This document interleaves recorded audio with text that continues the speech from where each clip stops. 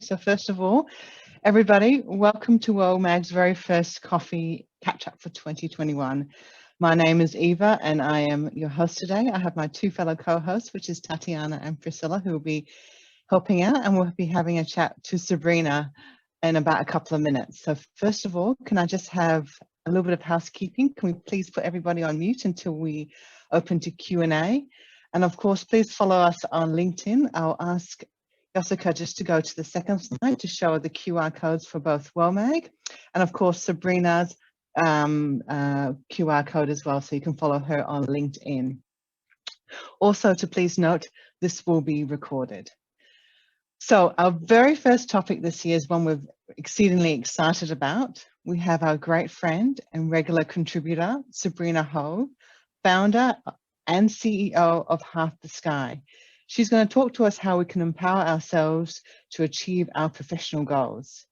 She will share with us how we can take charge, be our own career manager.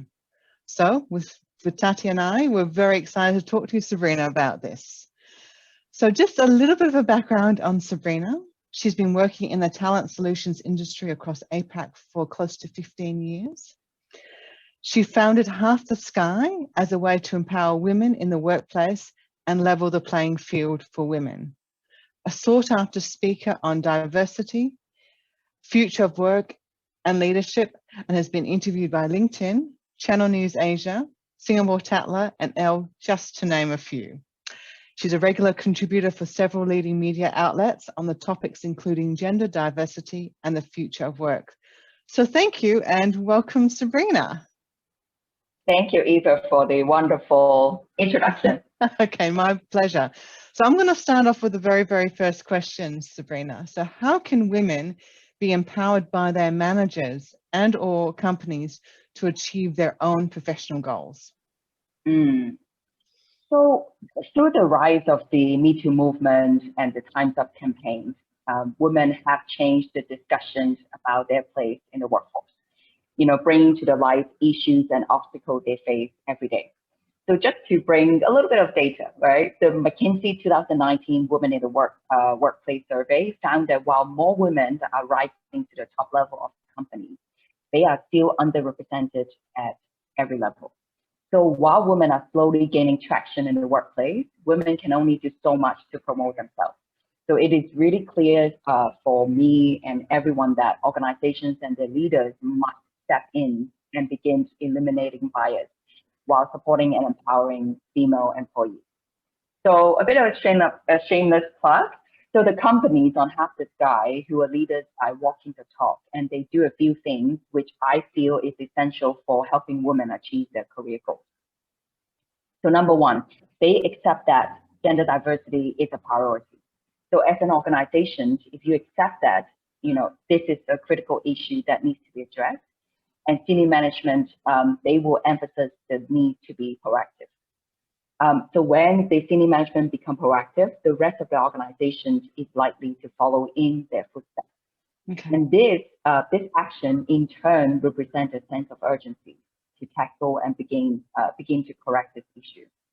And number two, the organizations accept that they need to diversify their management and team. So many of the companies know that having talented women in leadership can help foster and grow aspirations for those just coming into the workforce or those looking to move up the ladder. So the companies on our platform encourage women and have programs in place to help women pursue opportunities at every level. And number three, those companies champion success. So there's a saying, right? We all hear before, you can't be what you can't see. And that's why it's important for companies to celebrate women's strengths and accomplishments. And number four, which is a very important one from my experience running a career platform for women, for companies to offer a flexible working environment. So even during COVID, right, flexibility really play a crucial role for a lot of employees and companies. And flexibility in organization allows employees to find a balance between their work and home life. As we all know, women, we can do everything, and we play multiple roles, from mothers to caregivers. And one of our The Womack team just now is bringing her mom to the hospital. So look, we are multitasker, from mothers to caregivers to breadwinners. So an initiative like flexible working options provide women with much needed balance as they navigate their multiple work roles, both in the workplace and at home. Number 5, those companies support professional development. So mentorship, sponsorship opportunities are essential to empower women in the workplace. And last but not the least, the company accepts individuality. So the company realized and embraced the fact that not all women are the same, but there's still gender bias regarding how women should and should not act. Companies should let their employees know that you value their different qualities and embrace that every woman has their own story to tell. So having companies that support women in the workplace is essential for enabling women to achieve their career goals. Thank you, Sabrina. I think it's really important what you mentioned regarding like the managers and the companies, but there's also the other side, which are the women, right? And how we sometimes have a bit of a mindset, which is a bit old fashioned in ourselves, or even we feel like the imposter syndrome, when applying to, career developments or different goals. So how do we change our mindset, to make sure that we can, because it's hard to change the manager sometimes, but if we change ours, how can we do that to gain more confidence? Thanks for the great question, Santi. So I guess for the whole hard truth is many of us, including men and women, right, have grown up being told our talents are fixed and limited. So it can be a huge battle to overcome these attitudes and find the courage to believe in ourselves and remove the idea that we do not have the ability to be great. So you may ask, what is a fixed mindset? So in short, fixed mindset is the belief that I'm either good at it or I'm not. I don't like to be challenged, and I will stick to what I know. So now I'm sure in periods of our careers, we have demonstrated some aspects of our fixed mindset, including myself. And even till today, sometimes I'll call out myself, Sabrina, you have a little bit of fixed mindset there. So get rid of it. But I have to say, if you have a fixed mindset, it's very easy to get caught in a web of proving to yourself and others that whatever fixed level of talent and skills that you have is enough. And if a fixed mindset is left unchecked long enough, it can eventually lead to a failure mindset in which you believe you simply cannot overcome challenges. And, in the past year, we've all had to embrace significant change. And at the beginning of the crisis, I remember many workers suggesting that working from home for them will be a disaster. And they would not be able to perform because they only worked in the office. They would tell me, Sabrina, how are we going to communicate by video? It's impossible. We've always done our management meetings in person. But fast forward a year in, I remember a few weeks ago, I think there's a thing on the internet, we were celebrating 1 year anniversary of working from home. And so 1 year in, we have all become Zoom, WebEx, and Google Hangouts experts. And unfortunately, for the same people that demonstrated the fixed mindset at the beginning of the crisis, are still unable to adapt. And they were being held back by a fixed mindset that prevent them from seeing that I can learn to do anything I want. And also they fail to see that challenges can help them grow. And also they can't see that their effort and attitude actually determine their abilities. So in today's climate, a fixed mindset is not an option. And in a world and workplace that is changing so rapidly, adopting a fixed mindset is probably the major thing that will limit your career and future prospects. So in essence, there are two types of mindsets we typically have in life. So fixed mindset, when we believe that our skills and strengths are set in stone, and that we possesses only a certain level of skills, strength, personality type, even moral character. And a growth mindset, when we believe that we can develop our skills and strengths through continuous effort and grow with our life experiences. I.e., even though we have struggled in a particular task of work, we don't let that prevent us from pursuing the next opportunity, even though it means that we'll have to practice the same skills that we found challenging. So you may ask, how are we going to challenge the fixed mindset? So I have 5 tips that have worked for me in my journey. So tip number one, acknowledge the struggle. So if you can acknowledge areas where you demonstrate a fixed mindset, it will be easier to start implementing changes. As I mentioned at the beginning, I always call myself out every day, that fixed mindset that I have, because that's my comfort zone. I have to condition myself to call it out, acknowledge it, and what can I do to undo it? And tip number two, use every opportunity to learn wherever and whenever. So this is more difficult than it seems, but it is the most fulfilling experience. So before starting Half the Sky, so Half the Sky is essentially it's the LinkedIn for women. So we are a child technology platform. So before starting Half the Sky, I had no idea about coding or product design or digital marketing, because I'm a true blue recruiter, right? So that's what I did. But by soaking up information from books, podcasts, YouTube videos, I learned all those skills in the process. So learned, unlearned, relearn is your career growth path to success. So tip number three, very important, surround yourself with growth mindset people. So whether at work or outside, surround yourself with people that have the can-do attitude. So the people who you allow in your inner circle, it can be family, friends, or your partner, can impact your mood, your attitude, belief systems, and even what you perceive to be your strength or weakness. So tip number four, challenge your fear. So this is probably the biggest challenge for most of us. So fear has a way of crumbling us even before we know what we are capable of. So I remember hosting my first major event several years back. I was petrified to get on stage, but I remember my boxing trainer always say to me, Sabrina, show them what you can do. And that's the essence for me of overcoming fear and give yourself a chance to showcase the best of you. So tip number five, give yourself time to grow. So you'll find tons of advice on overcoming a fixed mindset. And on my advice, you can reflect as many things that you can find in books or on the internet. But one thing life teaches you is you have to give yourself time to grow. So the process of change does not happen overnight, but it's a journey. So for me, I'm still going through this journey. And this will be my tip. Yeah.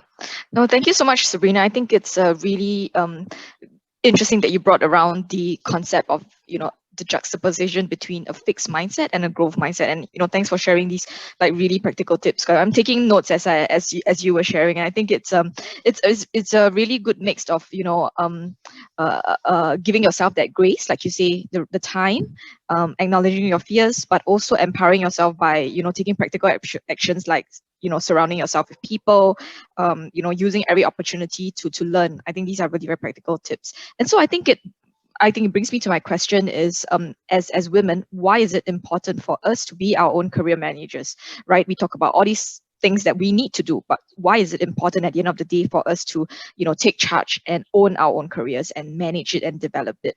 Yeah. Yeah.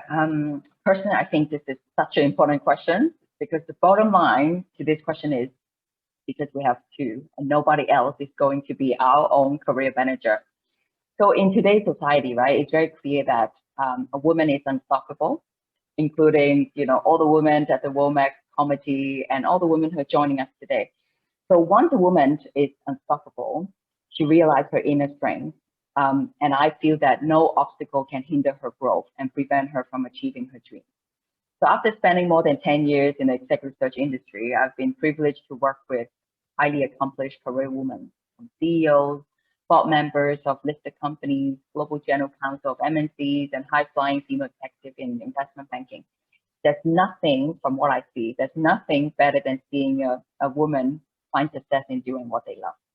So for many of these women, they took control of their career early and learned that career management is a must if you expect to gain maximum success and happiness from the hours you invest in work. And career growth and development are some of the top things people look for in jobs. But yet, most of us are not growing. Because unfortunately, in my experience, far too many women take a passive approach to their career development. And I've approached countless capable females who have passed up career-changing opportunities. They waited for the next internal promotion or put it off to the next time. And I can say this with a large degree of confidence that There isn't a next time for many candidates, even when it comes to skills. So many female candidates are reluctant to take a plunge in developing new skills, even though they can see that the industry that they're in is slowly contracting, and the ability to move even sideways has become more difficult as companies outsource the job to cheaper location or worse, automate the job through technology. So in the face of these challenges and realities, taking charge of your career is, again, the only option. So with so many managers and companies not investing in their people's growth, it's often up to you to decide how you're going to grow. And here are a few tips. I have a lot of tips that can help you make more progress on your growth and nudge your managers towards engaging you more in the growth that you desire. So there's 3 tips. So number 1, set your goals. So goal setting is extremely important. Setting short-term and long-term goals is critically important, but also being realistic with what you want to achieve is key in finding success. So successful women have a habit of setting goals regularly and have a systematic approach to put in the hard work to make their goals a reality. Number 2, master effective communication. Find your own voice. It's very difficult to ask for that promotion if you fail to stand up and speak out when needed. Show courage to make a difference when necessary and exert influence and leadership across your department or organization. Getting noticed and feeling comfortable of being noticed is the first step to taking charge of your career. And the last tip for me would be build network. So career success is never achieved in isolation. Successful women are constantly building their network and are never afraid to build alliances with like-minded individuals. And successful women will continuously remove themselves from their comfort zone to progress forward, interacting and gaining exposure to a variety of individuals, both in the corporate world and the non-corporate world. Thanks, Sabrina. I think those tips are really good, but now we have to add in COVID-19 to all of that and how that actually, became an extra hurdle for a lot of people, but of course, especially women, due to the survival mode that we all had to go through, not only women, but also everyone, of course. But yeah, how do we do that now with this as well, right? So how was that 2020 proved that we had to go in survival mode and add in all of the extra struggles that we already had as well? How did you see that? Yeah. Well, I think 2020 has proven that change is really the only constant. And for many companies, adapting to the changes brought on by the pandemic was the only option. They either adapted or went out of business. So for those who adapted, survived. And some are even thriving in this current environment. So last year, there's a lesson for all workers as well. So we need to adopt survival mentality. So think about the companies you're with. Everybody, all hands on deck. They're all in survival mode. So as part of the vehicle, part of the organization, you also need to adapt the same mentality, which is survive. Because without the survival mentality, it will be very challenging for you to navigate the new digital world. And many experts have said that we are entering into the new digital economy. The reality is we are already in it. So adapting to this new reality is essential. So what does being adaptable at work actually involve? So in my opinion, there are a few things. For example, staying calm when problems come up, taking on a new project at a very short notice, planning ahead and having backup options in case something goes wrong, thinking on your feet, responding well to a changing priority or deadline. Show that you're willing to learn new methods or techniques.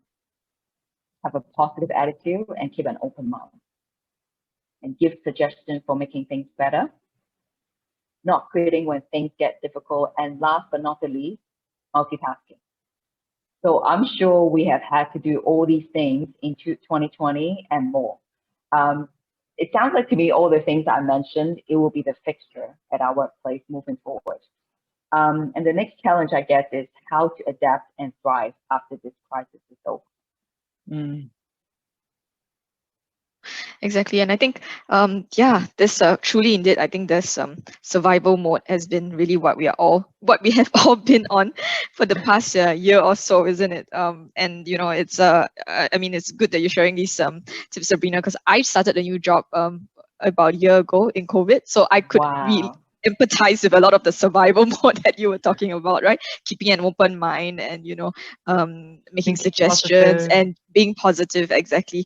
So I think the next question, the question I have for you is, how has this survival mode impacted, the way, our ability, the women's ability to advocate for themselves at work, both negatively and positively.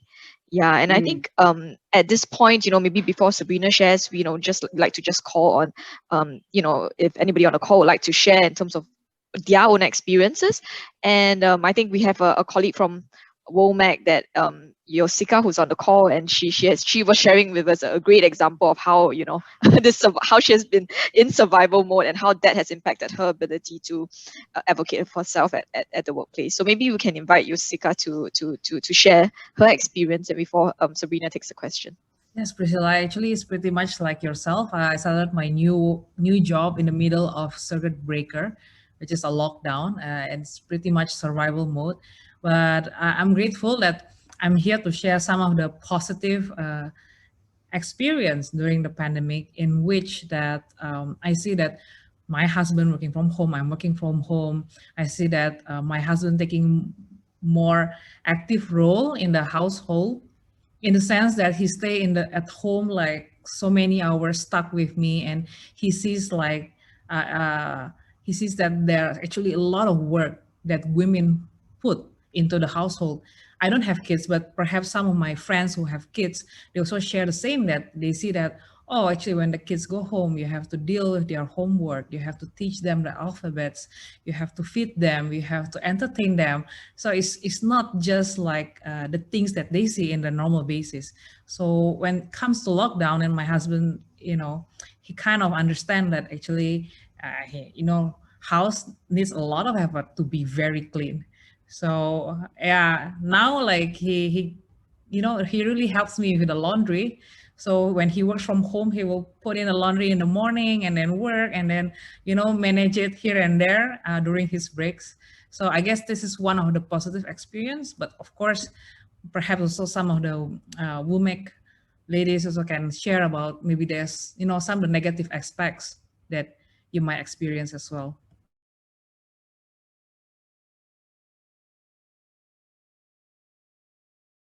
Yeah, maybe just to give a minute or so to anybody on the call who would like to share in terms of how, the survival mode, being in this survival mode in the past year has negatively or impacted you and your role at the workplace. If anybody would like to share. Thank you, Yosika. Well, I'll start so Excellent. that everybody gets courage to share. I think that for my part, like I also had a positive experience actually, because I've always was a little bit worried with work-life balance when I had my first baby. And for 3 months, I was really like coming home really late the first 3 months after my maternity leave, and then COVID hit. And then it was like, wow, I had all this time and I got like actually like a gift, right? So the mindset of my managers also changed, and then they were seeing that we can actually work from home and still work, right? Which we all knew, but now it was like less proving it to them. So to me, actually, it became like a positive because now I have much more work-life balance, and I can see my baby grow, and I can also be in meetings at 10 o'clock at night, and and that's okay. So that was for me my experience. If anybody wants to share, I'll give the mic. Probably I'm just a little bit conscious of time because we've had some great discussions. Sabrina, did you want to quickly sort of give your insight to Priscilla's question before Tati asks the final one? Yeah, very quick. So last year we did a lot of events through Half the Sky, and a lot of community would send us messages, emails, and we spoke to them on a daily basis as well. So the feedback that they share with us, it's very 50-50. So some of them have positive experience, because imagine all the meetings are being held virtually. So through those settings, you know, some of the women can actually advocate themselves, because if there are other people interrupt you by Zoom or any other online communication platform, it's very easy to spot because everyone's face is on it. So that's why it kind of, what they share with us is it prevents the typical people that will interrupt you during a meeting, and they're able to advocate themselves and speak up during meetings in front of senior management. But some of them would still tell us, even though meetings being held virtually, we don't see each other, but there's still office politics that's hurting the career. So I guess it sounds like to me it's really down to the culture of the company and the team as well, the team dynamic. Yeah. Thanks, Sabrina, and thanks everybody for sharing your experience, because it makes you feel less, alone in all of this. And it's funny because I think 100% we have similar experience, and it's sometimes when we share that we know like we're all connected in this, because it was a tough year, and I think that this makes it very human. So thank you for sharing. And I think like we all individual have some type of goal in our career, even if it's just staying there, or going to the next level, or just getting more responsibilities, or getting less, or there's difference. So just to wrap up, because you've given us so many great tips, but if we can focus on the goal setting tips, specifically for our career, what would you say are your best tips for us? Yeah, so there are more tips coming. So there are 6. Okay. So I'll quickly go through them all. So number 1 is have a growth mindset, which we talked about before. Because having a growth mindset is as critical as setting goals, because you cannot set new goals with an old mindset. So again, with growth mindset, you believe that your most basic abilities can be developed into skills that will help you achieve your life goals. And a growth mindset nurtures a love for learning and builds resilience to try again and again, knowing that the word fail, F-A-I-L, is just a short form for first attempt in learning. So make sure to adapt a growth mindset when it comes to goal setting. So that's number 1. So number 2, make a plan. So there are 5 things that I would suggest. Number 1, think about where you want your career to be and describe what you are doing in 1 year, 3 years, and 5 years from now. So for example, you want to lead a team within the next 3 years. So these are your big goals. And number 2, think about at least 3 reasons why you want this goal. Number 3, spend time on setting your mini goals for the next 3 months on what are you going to do to achieve your big and long-term goals. For example, you will build your leadership skills by taking an online class. So this is one of your mini goals to achieve your big goals, which is you want to lead a team within the next 3 years. So setting your mini goals will actually make it easier for you to focus on what matters most now and for the next 3 months. Plus, it offers flexibility to make adjustments if your life changes. And number 4, start by thinking what's one thing you can accomplish today. So, for example, after this session, right, you can start thinking about where you want your career to be in 1, 3, and 5 years. And the main thing is to start, and to start small. So start by just thinking about it today. So, for example, there's a little bit more tips as well. For example, what you need to have accomplished for the next 30 days, the end of the next 3 to 6 months to keep on track towards achieving this goal. And when you start small, you'll be more motivated to start setting your goals. And also, tip number 5, focus on setting activity goals. So during this challenging time, we should set both outcome goals and activity goals, because we can control activity goals, but we cannot really control outcome goals, especially during this uncertain time. So I'll give you the same example. So outcome goal is you want to lead a team within the next 3 years. And activity goal is I'm going to take an online class on leadership skills in the next 3 months. So you are in total control of whether you're going to take the class. So that's activity goal. But there will be other external factors beyond your control on whether you can lead a team within the next 3 years. So that's the outcome goals that you can't control. So focus on setting activity goals. And the other thing will be discipline. So there's a saying, discipline is the bridge between goals and accomplishment. So when you work your goals every day, you bring yourself closer to it. So set a daily routine. So for example, you can spend 60 minutes a day working on your goals. Think about it, right? If you spend 365 hours to work on your goals in a year, there's nothing you cannot get done. And if 60 minutes a day is too short for you, you can break it down the hour into smaller efforts. For example, spending 30 minutes on a project, 50 minutes on reading, and another 50 minutes on improving your focus by taking a walk outdoors. And also, don't forget to spend 5 minutes to reflect on your progress every day. Have a midday or end of the day check-in. So around noontime, you can also assess your thoughts and any anxiety that you may be feeling.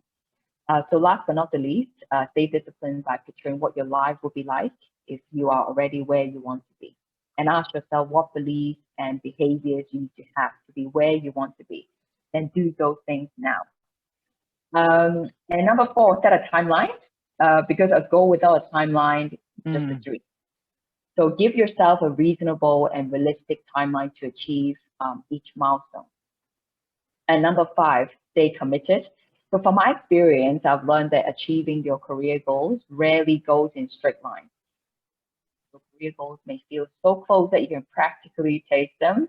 And at these times, staying committed to your career goals seems so easy.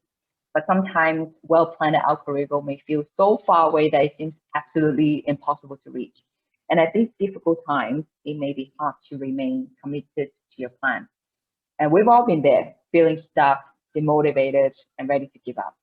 And when we feel like this, including myself, I would advise it's important to do a few things. Number 1, think about why you started this journey, your unique why. Number 2, write down what's important to you. Number 3, remember that career paths are not set in stone. And number 4, remember everyone has their own unique career journey. And last tip, but not the least, create a community of support. So tell a few trusted friends or colleagues about your plans. Ask them to check in with you about progress, because it will actually motivate you to make progress that you can report. They can also cheer for you and support you. And you can also create a mentor board of directors. For instance, you can gather trusted advisors as mentors to consult during your job search. You will definitely get solid guidance and have an accountability loop. So these are all the tips. Thank you, Sabrina. I mean, thank you so much for your insight. I know a lot of us I've been reading a lot of the messages that have coming through. I think a few people have want to have an open discussion with yourself. So first of all, thank you very much for your time, and everyone for dialing in our very first coffee catch up. Just going to little bit, please follow us on LinkedIn. We have a very exciting 2021 planned with a lot of different options. We're planning to have a coffee catch up every month, beginning of every month, and we have events throughout the year. We have actually got a mentoring program and many other programs that we want to do. But I'm going to actually open up to some questions from the actual audience. So this is the time for you to take your off mute. And does anyone have a question for Sabrina? I think there's quite a bit of questions on the chat. Yeah. So did you want to read one out, Tati, for Sabrina? Yes, but let me. Can you read Pranav's question? Because I think I'd like a perspective. Yeah, Pranav. On men. I don't know, Pranav. Yeah. Pranav, did you want to ask your question? I'm going to put you on the spot. I'm sorry, my friend. Oh. He's used to it. He's used to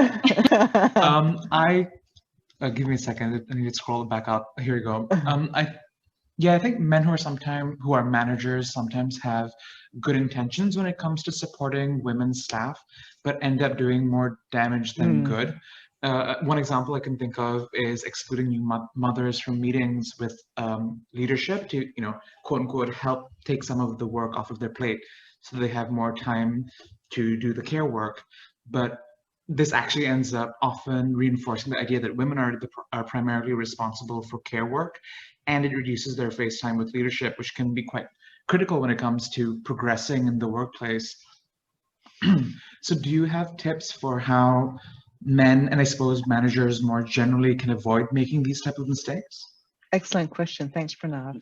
Yeah, I love that as well. Thank you so much for supporting women, and thank you so much for having that intention, and really have that understanding and empathy of how we women, juggle life and career.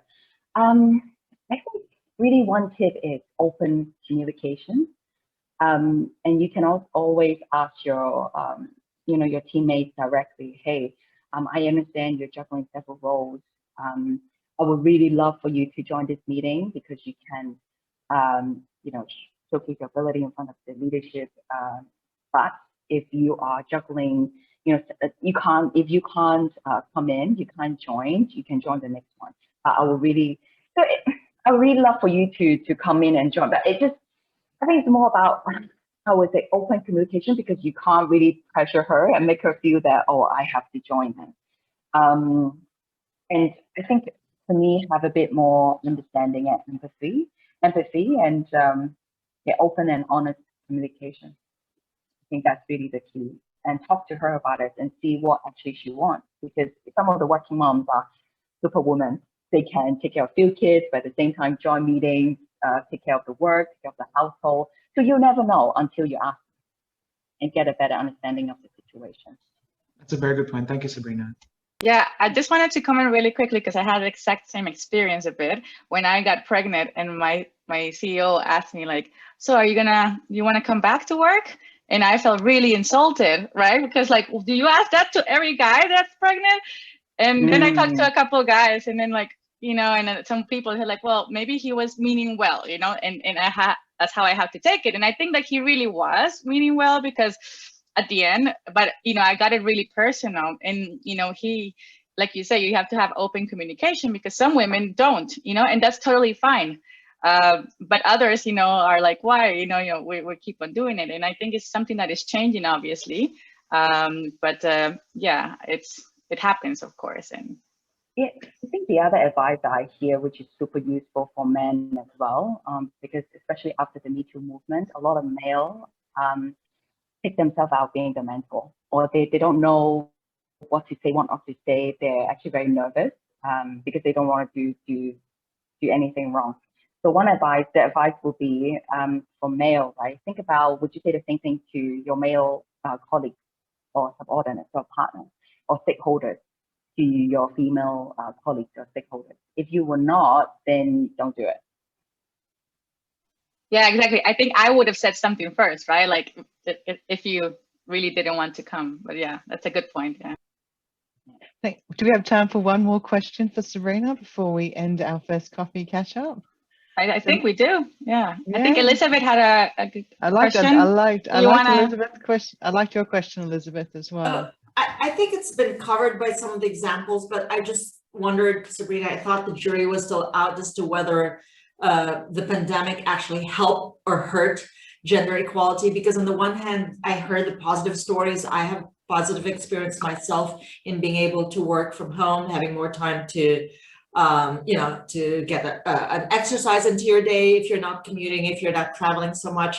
But at the same time, I see all the stats on how women have been disproportionately affected by the pandemic, right? They're the first ones to lose their jobs. They're the ones to, if someone has to stay home, take care of the kids, and parents, ailing parents, it's the women typically that will have to give up their jobs to do that. And so I was curious about what you're learning from your network, Sabrina, and perhaps it's as I said, maybe the jury's still out and we don't know, right? But I feel incredibly fortunate for those of us that are here in Singapore, whether it's you have help or whether we can go out and see friends. But when I hear of what other women are going through just around us, right, in the Philippines where I'm from, when you can't go out, I mean, that's a much tougher experience, I guess, that they're going through. Yeah. Thanks, Elizabeth. Love the question, Liz. Love the question. Yeah, I saw that question actually. So for me, it's a yes and no. It's a yes. It will benefit women because of the flexibility that we get, and it's here to stay. So my prediction for the workforce is companies will have a hybrid work mode. So 50% you can stay at home, 50% you can come to work. So that gives us a lot of flexibility and opportunities as well. It's a no if we don't have the skill set to get hired for the job and for a lot of the jobs that's coming up in the market. So what I'm trying to say is, in the future, all workers, we will be compensated by the skills that we have, not the time that we put in. So we will move into the skills economy. So what we can do now for all men and women, we have to upskill, reskill ourselves. You know, any skills that you don't think you have for the future of your industry or where your role is going, please acquire those skills now. There's so many free courses on LinkedIn or even on YouTube, General Assembly, many other Coursera, many other platforms for you to start. So start now, start today. I've said it a year ago, last year, but start today. It's never too late. So it's for me, it's a yes and no. Thank you. Thanks, Elizabeth. Thanks, Sabrina. So should we have one more? I see Erin had a great question. Is Erin still on? Hi, Erin. Hi, good morning. Actually, as the last, sorry, go ahead. I was going to say the question that Pranav asked was a much better version of what I was hoping to hear. Okay. So thank you so much. It was really helpful, Sabrina. Thank you. So I think in the interest of time, we have gone a little bit over, but is there any further questions? Just more complimentary to the day and to the actual coffee catch up. So on behalf of WellMag, I thank you all for joining us on our very first coffee catch up. Thank you very much. Thank you, of course, to Sabrina, a great friend of WellMag and a regular contributor. Once again, I'll put the QR codes for you to just scan just so we can follow us on LinkedIn, and of course, follow Sabrina on LinkedIn. She's got some great tips and articles that she shares with us on LinkedIn, and of course any of her speaking events that she participates in you can also listen to. We do have an event at end of this month, so please just follow us on that, and we do have our next coffee catch up, which will be there on this first week of April, so please don't put that in your diary. We'll send out the reminders and join us. So I wish everybody so thank you, Sabrina. I'm sure. Yes, thank you. Yes. And Tati and Priscilla, thank you very much for being my co-hosts. I think we all got so much tips and hints from it. I see Priscilla madly scribbling down every time you said something there, and I'm sure everyone else did the same. So everybody, Yeah, I wish you, go ahead, Sabrina. Sorry, before we end, I want to give a shout out to Jasmine Karibi. I saw her on the group. She's the person who got me the first speaking opportunities years ago. So I want to give her a shout out. Fantastic. Well done. Thanks. You're very kind. I always believe cream rises to the top. So I was just the conduit. You were going to get there anyways. But thank you. She's a great speaker, isn't she, Jasmine? And thank you also to Josie and Shirley for all of their, behind the scenes tech and everything, because I think it went pretty flawless for the first time. We've always had really hard experience on the Zoom. So thank you so much as well. So everybody, I wish you a good day. Thank you. Have a happy Wednesday, everybody. Thank you very much for joining us. Yeah. Thanks, everybody. Have a nice day.